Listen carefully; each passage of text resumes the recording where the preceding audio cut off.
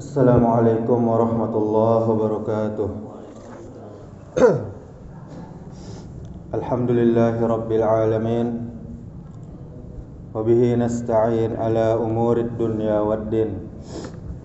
Asyhadu an la ilaha illallah wahdahu la syarikalah. Wa asyhadu anna Muhammadan abduhu wa rasuluh.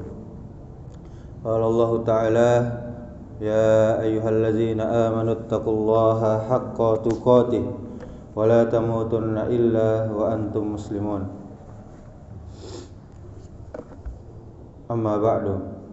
Alhamdulillah, kita bersyukur kepada Allah Subhanahu wa taala. Kita memperbanyak memuji Allah Subhanahu wa taala. Kita masih bisa melangkahkan kaki kita ke rumah Allah ini dalam rangka melaksanakan kewajiban kita, yaitu salat subuh berjamaah, dan kemudian dilanjutkan dengan sedikit majelis ilmu, yang mana hal ini adalah disaksikan oleh para malaikat.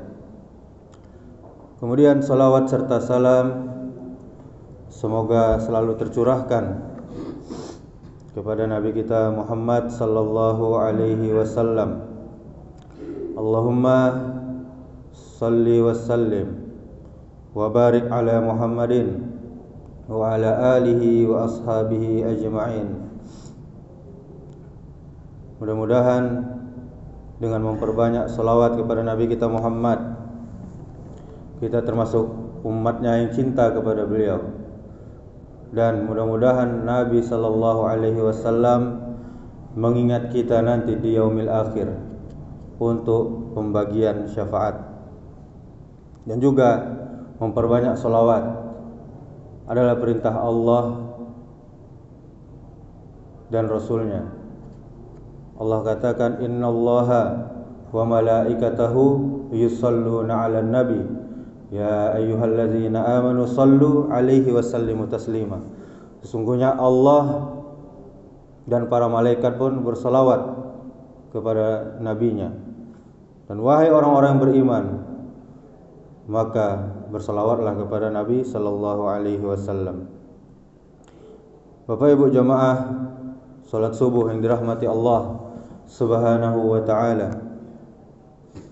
Jika kita ingin belajar membangun mental spiritual, coba kita menjaga 40 rakaat setiap hari untuk mendisiplinkan diri kita dan menjalankan solat 40 rakaat ini dengan istiqomah, dengan berusaha istiqomah. Apa saja itu? 17 rakaat yang pertama adalah salat wajib. 2 rakaat subuh, 4 rakaat zuhur, 4 rakaat asar, 3 rakaat maghrib, dan 4 rakaat isya. Siapa yang menjaga salat 5 waktu, maka baginya cahaya, bukti dan keselamatan nanti di yaumil akhir. Dan siapa yang tidak menjaga salat 5 waktu, maka dia tidak akan mendapatkan cahaya. Mukanya gelap, hitam, dan bukti, dan juga dia tidak akan mendapatkan keselamatan pada hari kiamat nanti. Dan dia nanti akan berdekatan, akan bersamaan dengan Qarun, dengan Fir'aun, dengan Haman, dan Ubay bin Khalaf. Siapa mereka ini? Yaitu orang-orang yang Allah takdirkan masuk neraka. Ini ada di dalam hadis riwayat Ahmad. Dan juga di dalam hadis yang lain, apa yang kita dapat dari menjaga solat 5 waktu, solat wajib 5 waktu? Kata Nabi, jika seandainya ada aliran sungai mengetuk pintu rumah kalian untuk mencuci rumah kalian 5 kali dalam sehari, apakah mungkin masih ada kotoran yang tersisa? Maka para sahabat menjawab, tidak mungkin ada kotoran yang tersisa, wahai Rasulullah. Lalu Nabi SAW bersabda kembali, begitu juga halnya dengan solat 5 waktu. Allah Ta'ala akan menghapus dosa-dosa kalian dengan solat tersebut. Ini hadis riwayat Bukhari, riwayat Muslim, riwayat Tirmizi, dan Imam An-Nasa'i. Dan juga apa yang kita dapat dari solat 5 waktu? Di dalam hadis yang lain, solat 5 waktu dari Jumat ke Jumat berikutnya dan dari Ramadan ke Ramadan berikutnya, itu merupakan penghapusan dosa-dosa yang dilakukan di antara keduanya apabila dosa-dosa besar dijauhi. Di sini ada pembagian yang Rasulullah bagi dari Jumat ke Jumat, itu dari pekan, dari minggu ke minggu. Kemudian dari Ramadan ke Ramadan, dari tahun juga ke tahun. Ini hadis riwayat Muslim. Kemudian apa yang kita jaga lagi Bapak Ibu jamaah salat subuh yang dirahmati Allah Subhanahu wa taala, yaitu berusahalah kita menjaga 12 rakaat salat rawatib.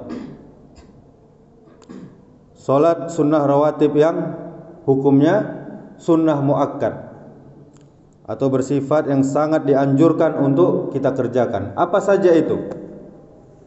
Yang pertama 2 rakaat sebelum salat subuh, qobliyah subuh.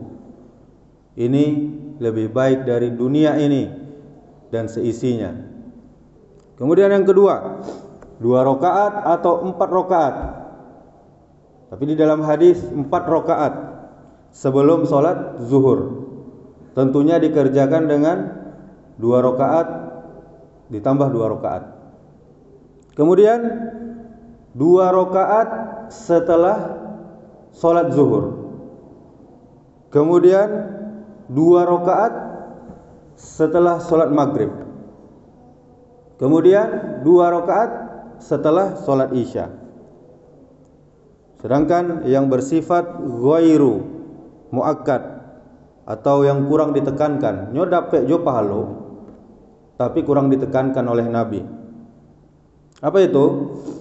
2 atau 4 rakaat sebelum salat asar. Sesudah salat asar tidak ada. Maka kalau kita lihat ada orang yang salat setelah asar, maka dicegah karena itu waktu yang dilarang. Kemudian dan juga pelaksanaannya jika 4 rakaat sebelum asar, juga pelaksanaannya 2 rakaat ditambah 2 rakaat. Kemudian 2 rakaat sebelum salat maghrib. Ada 2 rakaat sebelum salat maghrib. Ini banyak pemahaman keliru bagi saudara kita. Mereka katakan tidak ada 2 rakaat sebelum maghrib. Kemudian 2 rakaat sebelum salat isya. Di dalam hadis dikatakan kita akan mendapatkan jika kita mengerjakan yang muakkad. Barang siapa sehari semalam mengerjakan solat 12 rakaat, yaitu sunnah rawatib, maka akan dibangunkan baginya rumah di surga. Jika kita Bapak Ibu tidak mampu membangun rumah di dunia ini, maka jangan rugikan diri kita untuk terus menyesali baan dak tabuik rumah di dunia. Optimislah untuk di akhirat. Dengan apa? Mengerjakan amalan ini. Sebagaimana di dalam hadis dikatakan dibangunkan baginya rumah di surga, yaitu 4 rakaat sebelum zuhur, 2 rakaat setelah zuhur, 2 rakaat setelah maghrib, 2 rakaat setelah isya, dan 2 rakaat sebelum subuh. Ini hadis riwayat Tirmizi. Dan juga apalagi yang didapat di dalam hadis yang lain, kalau kita mengerjakan solat sebelum solat asar, yaitu qobliyah asar. Hadisnya dari Ibnu Umar radhiyallahu anhu, Nabi sallallahu alaihi wasallam bersabda, semoga Allah merahmati seseorang yang melakukan solat sebelum asar 4 rakaat. Jadi insyaallah Allah akan merahmati kita jika kita solat 4 rakaat sebelum asar. Hadis riwayat Abu Daud dan Tirmizi. Kemudian apalagi yang hendaknya kita jaga atau kita rutinkan atau kita istiqomahkan adalah 13 rakaat bisa kita alokasikan ke solat duha, tahajud dan witir. Apa itu? Solat duha minimal 2 rakaat. Kemudian tahajud 8 rakaat dan kemudian witir 3 rakaat. Jika ini sudah mampu kita lakukan secara istiqomah, maka kita bisa tambahkan solat sunnah yang lainnya lagi. Solat sunnah yang bisa kita kerjakan, di antaranya penambah ini, yaitu yang pertama solat sunnah wudu. Solat sunnah wudu ini solat yang dikerjakan setiap kita selesai berwudu. Apa yang kita dapat jika kita mengerjakan solat ini, Bapak Ibu jamaah solat subuh yang dirahmati Allah Subhanahu wa ta'ala? Di dalam hadis dari Uqbah bin Amir Al-Juhani radhiyallahu anhu, dia berkata bahwa Rasulullah sallallahu alaihi wasallam bersabda, tidaklah seseorang berwudu dan dia sempurnakan wudunya dengan benar, tidak terburu-buru, 3 kali semuanya, kecuali yang telah ditetapkan 1 kali, yaitu kepala. Lalu dia solat 2 rakaat dengan sepenuh hati, dengan khusyuk dan jiwanya fokus di dalam solat, melainkan wajib baginya mendapatkan rumah di surga. Hadis riwayat Muslim. Kemudian apalagi yang bisa kita amalkan untuk menambah pahala-pahala kita, menambah amalan solat sunnah kita, yaitu solat sunnah tahiyatul masjid. Solat tahiyatul masjid adalah solat sunnah yang dilakukan 2 rakaat yang kita kerjakan saat kita masuk ke dalam masjid, dan jangan duduk sebelum kita kerjakan 2 rakaat. Artinya solat tahiyatul masjid adalah solat sunnah menghormati masjid, rumah Allah Subhanahu wa ta'ala. Apa yang kita dapatkan? Yaitu di dalam hadis dari Abu Qatadah radhiyallahu anhu, Rasulullah sallallahu alaihi wasallam bersabda, jika salah seorang dari kalian masuk masjid, maka hendaklah dia solat 2 rakaat sebelum dia duduk. Hadis riwayat Bukhari dan Muslim. Ini juga coba kita berlakukan Bapak Ibu ketika, khususnya bapak-bapak, ketika solat Jumat. Ketika solat Jumat, masuk masjid, solat tahiyatul masjid dulu. Walaupun ketika azan berkumandang, jangan ditunggu lo azan selesai. Kenapa? Karena Nabi sangat menganjurkan solat tahiyatul masjid. Ketika azan berkumandang, segeralah solat tahiyatul masjid sebelum khatib berceramah, sebelum khatib berkhutbah. Dan juga pernah kejadian ketika khatib berkhutbah, ketika Nabi waktu itu berkhutbah, Ada salah seorang sahabat yang terlambat, lalu dia masuk masjid, dia langsung duduk. Apa yang dilakukan Rasul?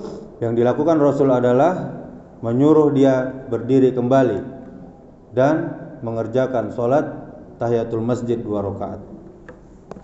Apa hikmahnya Bapak Ibu mengerjakan sholat tahiyatul masjid? Yaitu penghormatan kita sebagai tamu Allah Subhanahu wa taala mendatangi rumahnya. Sebagaimana jika kita masuk ke dalam rumah orang lain, tentunya dengan salam, tentunya dengan izin, dan juga seseorang yang mengucapkan salam kepada penghuni rumah, tunggu dijawab salamnya dan tunggu diizinkan untuk masuk ke dalam rumahnya. Kemudian sholat duha tadi, apa yang kita dapatkan dari mengerjakan sholat duha? Sholat duha adalah sholat sunnah minimal 2 rakaat sampai 12 rakaat. Jadi sholat duha ada batasannya. Batasnya 12 rakaat yang dikerjakan ketika matahari telah naik. Para ulama berpendapat awal waktu duha adalah waktu syuruk. Waktu syuruk itu awal waktu duha. Hadis dari Abu Hurairah yang mana wasiat Rasulullah sallallahu alaihi wasallam kepada sahabat juga ditujukan kepada kita seluruh umatnya.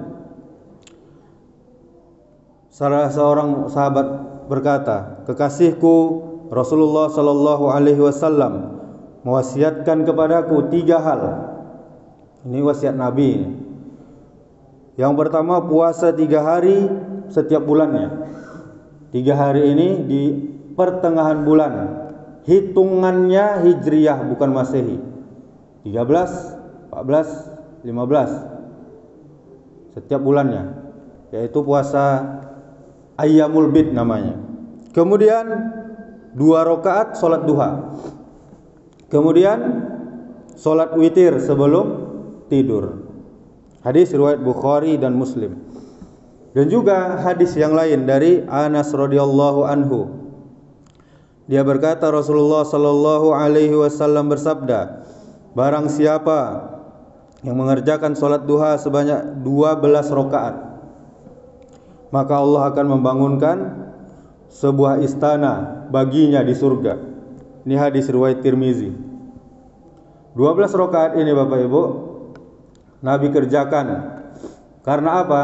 Karena Nabi ketinggalan sholat tahajud.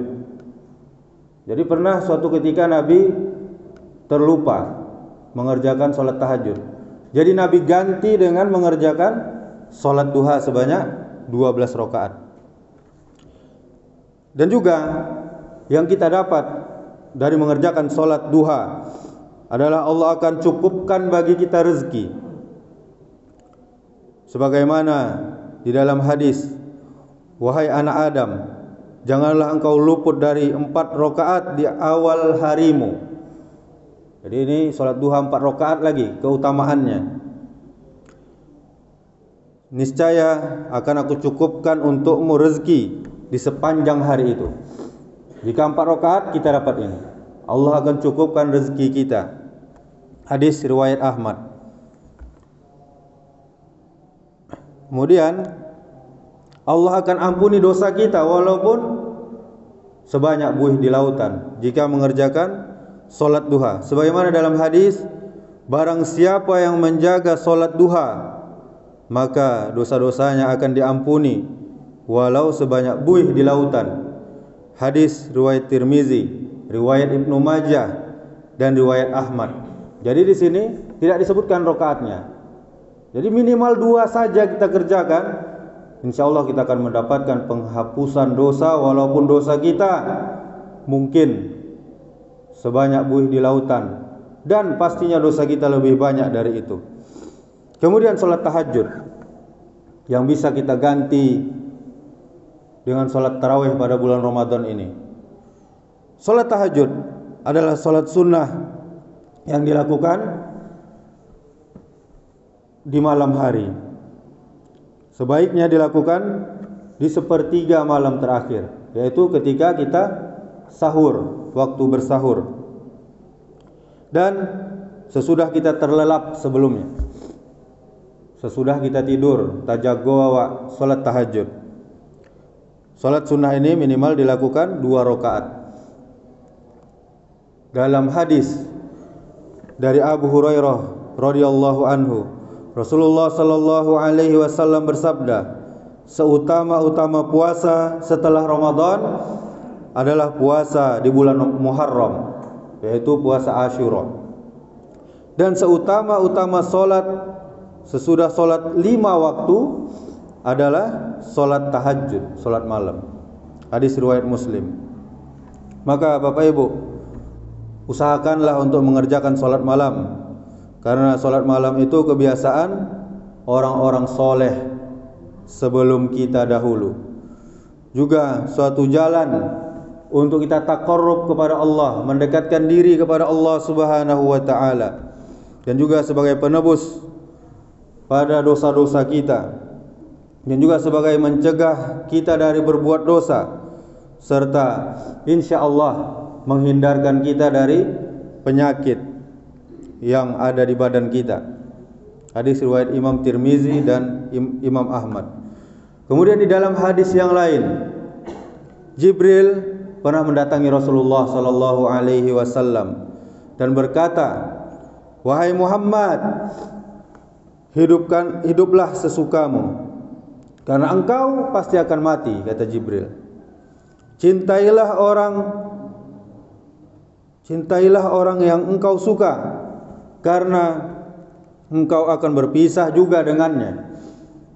Dan lakukanlah apa yang keinginanmu, engkau akan mendapatkan balasannya. Ketahuilah bahwa sesungguhnya kemuliaan seorang muslim adalah terdapat pada salat malamnya. Hadis riwayat Imam Baihaqi. Dan juga di hadis yang lain dari Abu Hurairah radhiyallahu anhu, Rasulullah sallallahu alaihi wasallam bersabda kepada setan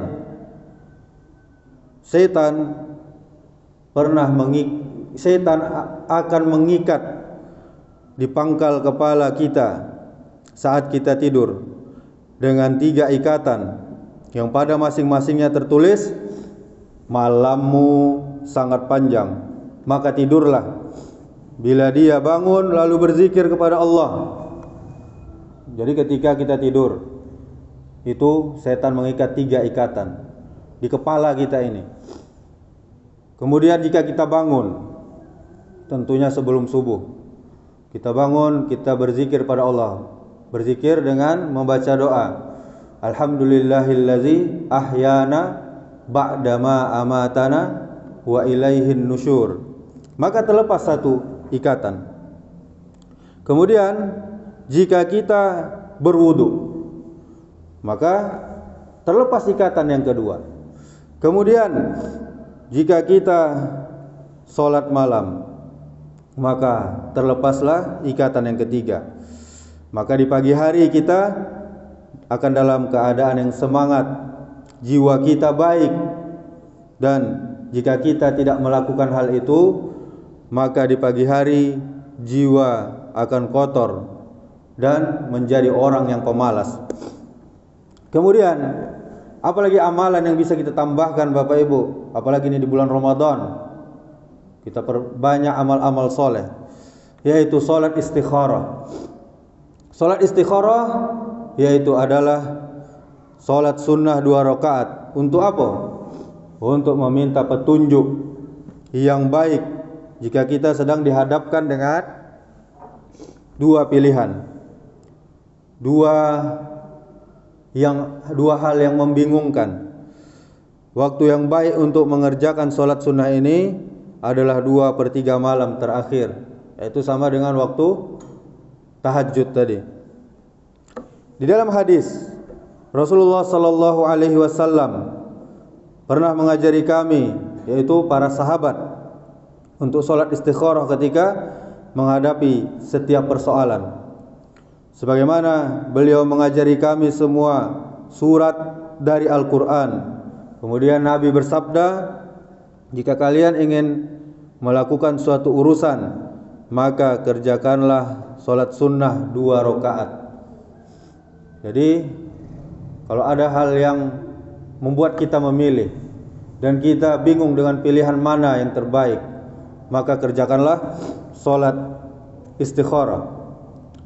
Dalam hadis riwayat Bukhari. Kemudian Rasulullah sallallahu alaihi wasallam bersabda di dalam hadis yang lain, tidak akan menyesal orang yang mengerjakan salat istikharah, dan tidak akan kecewa orang yang bermusyawarah, serta tidak akan kekurangan orang yang berhemat. Kemudian ketika selesai salat istikharah, maka di salat istikharah ada doanya Bapak Ibu. Apa itu doanya? Doanya adalah lumayan panjang. Allahumma inni astakhiruka bi'ilmika wa astaqdiruka biqudratika wa as'aluka min fadlika fa innaka taqdiru wa la aqdiru wa talamu wa la alamu wa anta a'lamul ghuyub. Allahumma fa in kunta ta'lamu hadzal amra, maka kita sebutkan apa persoalan kita.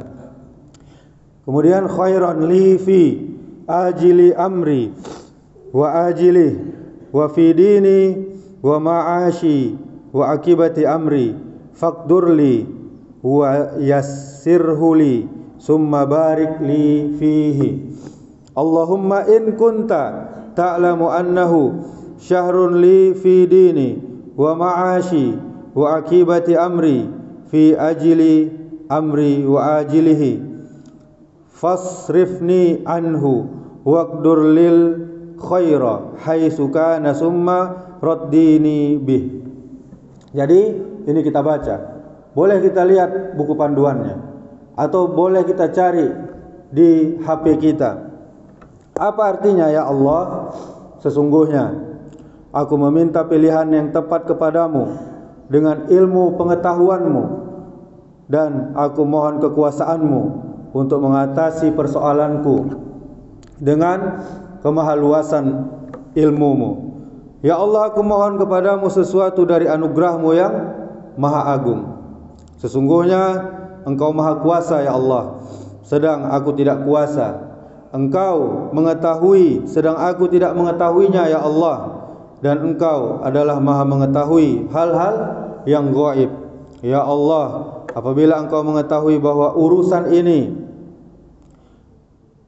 hendaknya kita sebutkan apa urusan kita lebih baik dalam agamaku dan akibatnya terhadap diriku, maka sukseskanlah ya Allah untukku. Mudahkan jalannya ya Allah, kemudian berilah berkah. Akan tetapi apabila Engkau mengetahui bahwa persoalan ini lebih berbahaya bagiku dalam agama, ekonomiku, dan akibatnya kepada diriku, maka singkirkan persoalan ini ya Allah, dan jauhkan aku daripadanya, dan takdirkan kebaikan untukku di mana saja kebaikan itu berada. Kemudian berilah kerelaanmu kepadaku. Jadi itu doa yang sangat panjang dan hendaknya kita baca walaupun tidak wajib, tapi inilah doa ketika kita sholat istikharah. Kemudian apalagi tambahannya, yaitu sholat sunnah mutlak. Sholat sunnah mutlak ini tidak memiliki waktu pengerjaan, boleh kita kerjakan kapan saja, kecuali pada 3 hal.